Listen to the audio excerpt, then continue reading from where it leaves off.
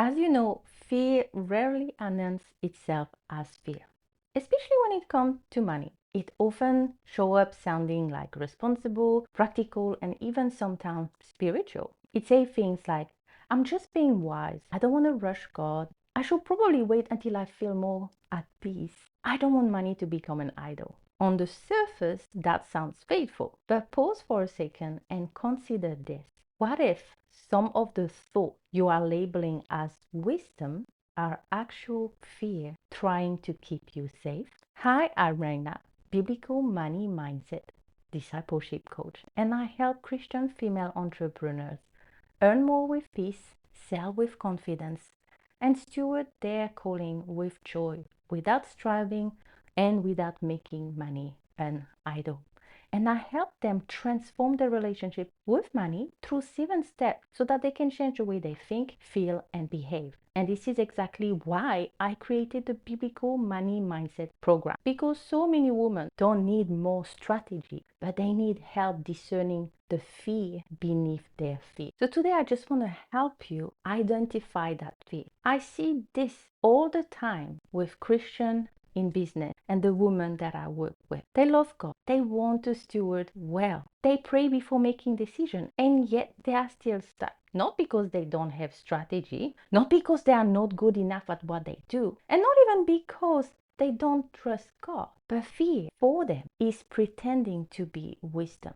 Fear doesn't come saying, oh, I'm afraid, I'm afraid. Fear will say, let's wait a little longer. Now, please hear me clearly here. Waiting isn't always wrong. God sometimes does call us to pause and to be still. But there is a difference between obedient waiting and fearful avoidance. And I'm sure deep down, if you pause long enough, you can feel the difference. Here's what fear often sounds like when it's wearing the wisdom mask. And I wonder which one do you catch yourself saying, now isn't the right season. I should probably get more clarity first. I don't want to be driven by money. Other people have it harder than me. I will move once I feel more confident. I hope that you're not hearing the noise that I'm hearing right now. As you can see, the setting is different. I'm back in Tahiti, so please bear with me with the noise. None of those statements are bad or sinful, but when you catch yourself saying those, can you pause for a minute and let's go deeper?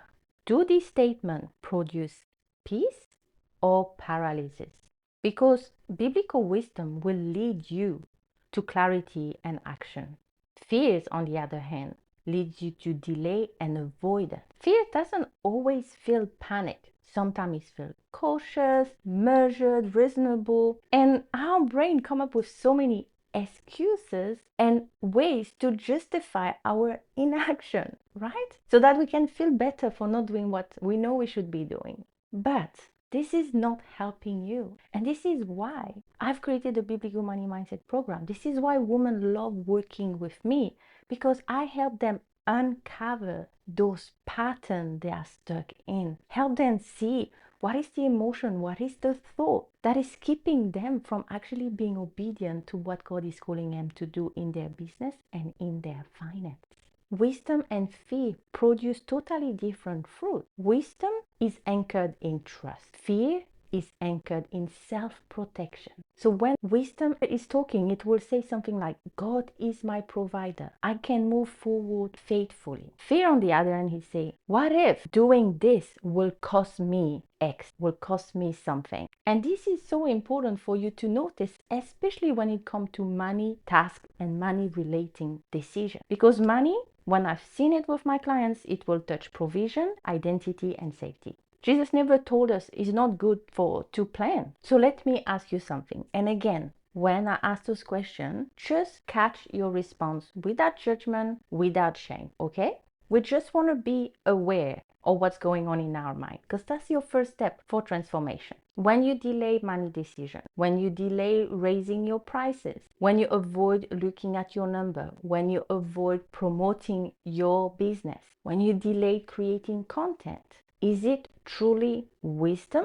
Or is it fear trying to protect you from discomfort, exposure, perceived risk, and judgment? Fear will make you say, stay where you are, it's safer than obeying God into the unknown. But not taking action is delayed obedience. And God wants you to be a faithful steward. If this is landing close to home, please listen carefully here. What I'm saying is not that you are lacking faith. It simply means that God is inviting you to go deeper, to have a deeper trust in Him. This is where faith is in that unknown. We believe on things unseen. That's what faith is all about. Fear doesn't make you a bad steward. We all are human. We all have emotion. But ignoring fear can lead you to poor stewardship because unexamined fear, unfortunately, will run the show and will keep you stuck. So here's something I would like you to try practicing this week. When you feel stuck regarding to a money relating task, either looking at your number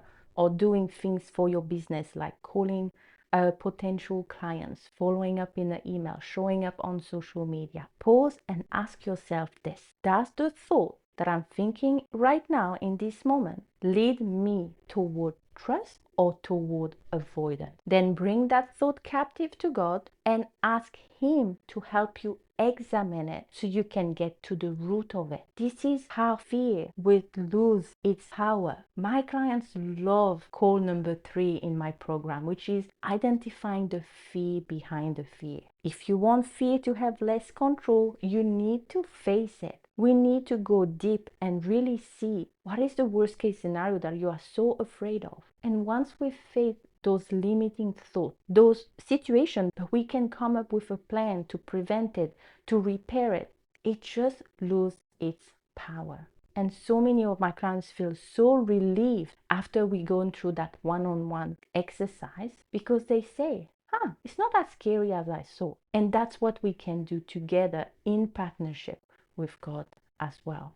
And leaning on His truth so you have a different perspective on what the future will be. Now, as my final word, you are not called to be fearless. You are called to be faithful. And faith doesn't wait until fear disappears. Faith moves as you trust in God today and for what will happen tomorrow. So I hope that this episode was helpful to you.